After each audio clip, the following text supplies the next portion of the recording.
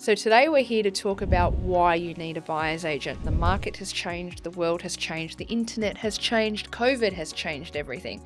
So now more than ever, you need representation.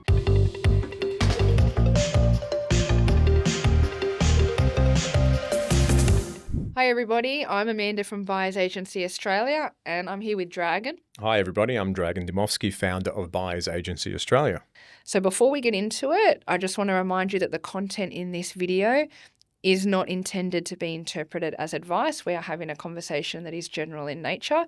If you do wish to apply anything we say to your personal circumstances, just make sure you run it by your professionals first.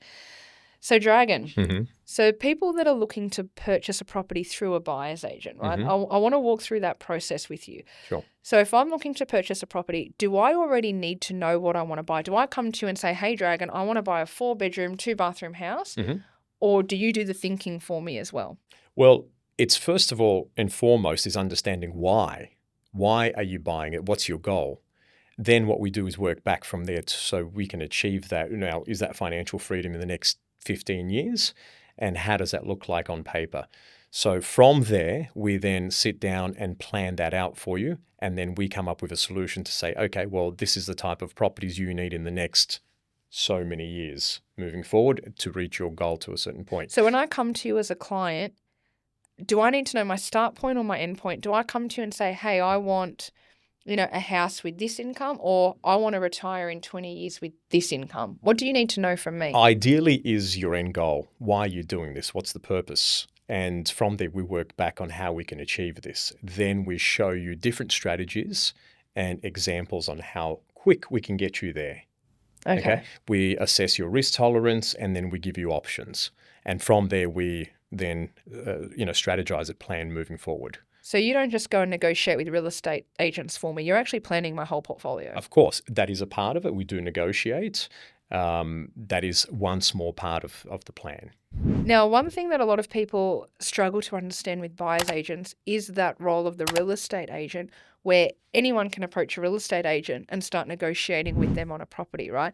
And we've always had this, I suppose, belief that the real estate agent is the middleman in that negotiation. But that's not actually true, is it? No, it's not. So the real estate agent actually represents the seller.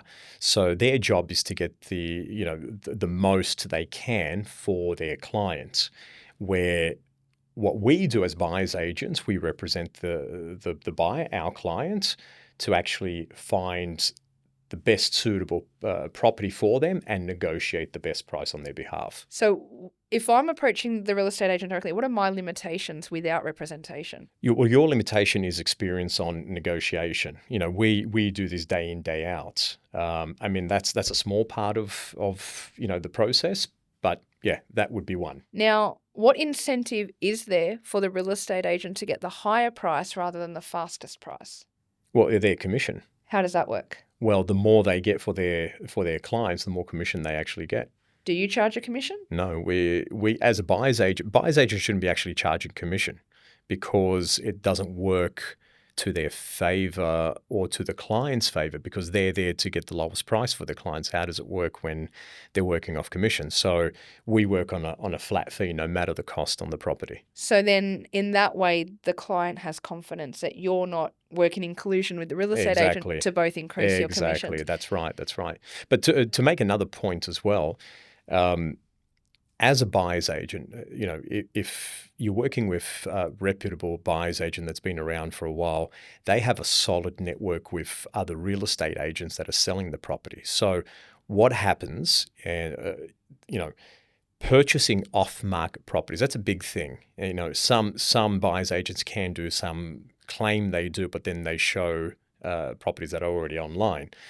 Having a good, solid network with selling agents, we get access to properties that are just signed and are not on the market. So what happens?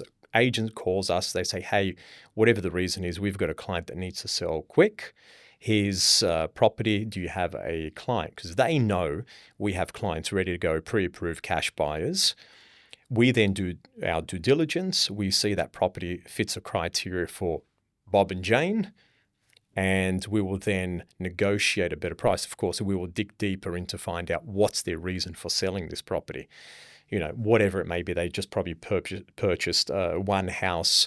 They've lived in this particular house for 20 years. They're happy to take a little bit of a discount for them to move quick. Now, keeping in mind, if agents are contacting us, they know that then they're happy for some sort of a discount, because we're buyer's agent, we represent the client, and we're going to be we're going to be negotiating the price.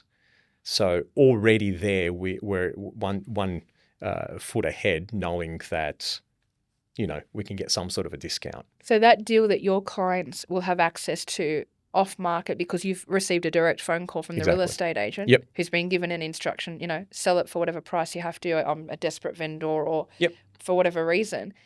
If I'm looking for a property and I'm not represented by a buyer's agent, so I'm, scrolling on realestate.com or something like that, I won't see that deal? You won't see that deal. You'll never be contacted from that selling agent.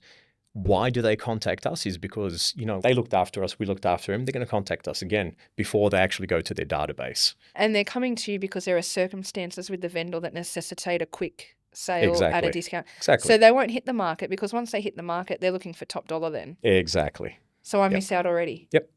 So to come back full circle then, why do I need a buyer's agent? If you're charging me a fee, are you saving me more than what your fee is worth? Pretty much. That's right. But not only that, it's all the due diligence on the property, guiding you, holding your hand through the whole process from start to finish. So there's a service involved as well? There's a service involved, yes. We just to give you an example, we book in a building and pest inspector to make sure they're qualified licensed inspectors. We know if it's an investment property, we know the right property managers within that area that will look after you. What if I'm a completely clueless buyer and I don't even know what to buy? If I'm an investor and I've got a decent deposit and I want to invest, but I don't know what to invest in. Yeah. Can you help me with that? Of course. That's what makes us different. We're not just buyer's agents, but we're actual qualified property investment advisors. So we're not here just to do a quick transaction and take our fee. We're here for the long term. Okay. So I want to make a bit of a distinction here, right? Because I think a lot of people think that a real estate agent and a buyer's agent are two sides of the same coin, right? He represents the buyer, he represents the seller. But it's not actually the same degree of service, is it? Because when somebody comes to a real estate agent to sell their house, there's not really any strategy, investment, portfolio design. There's none of that involved. That's a transactional level arrangement. Sure. Whereas a buyer's agent is a bit more than just a transaction. Or are there buyer's agents that just do transactions? No, there's buyer's agents that just do transactions, ones that focus on solely owner-occupiers, where they'll come in, they'll take a client, they'll understand their brief, and they'll deliver to what their clients are, what their brief is. So that's just one transaction. So when it comes to investments then, yes. Yep. Is there a different qualification required? Well, again, even with some buyer's agents who specialize in investments, they are, a one shop, come in, invest, buy a investment property, service once, thank you very much. And then there are types like us who are also, as I mentioned before, qualified property investment advisors that understand their end goal, work back, and then strategize a plan from, property 1, 2, 3, and many more after that. So Dragan, that's exactly the service that we offer here at Buyers Agency Australia. So if that's something that you guys are interested in, click the link below for a free consultation and we'd be more than happy to help.